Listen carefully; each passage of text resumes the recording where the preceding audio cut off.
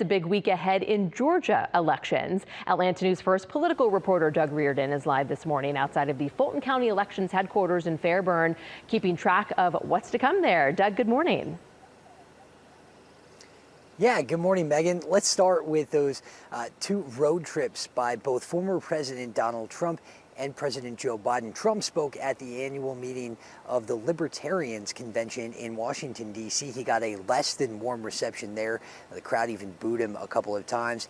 And President Joe Biden spoke at another commencement address just 1 week after giving one here in Atlanta. The president spoke at the U.S. Military Academy in West Point 1 week after he delivered the commencement address at Morehouse College here in Atlanta on Sunday last week. In his address this week, though, Biden thanked members of the military. He has, of course, a son who is in the military himself. Trump, meantime, received boos from that crowd at the Libertarian Convention and talked at great length about the upcoming November election, painting it as a fight for the future of the country. This is no ordinary election.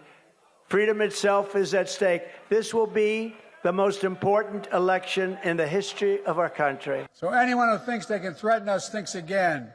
Defending our values by standing up to tyrants and safeguarding the peace by protecting freedom and openness.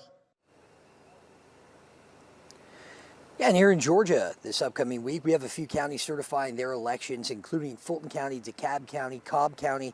The Fulton County certification is going to happen right here at their elections headquarters on Tuesday. That meeting starts at 8 a.m. It will be streamed on the county's website, as will the certification for those other counties as well.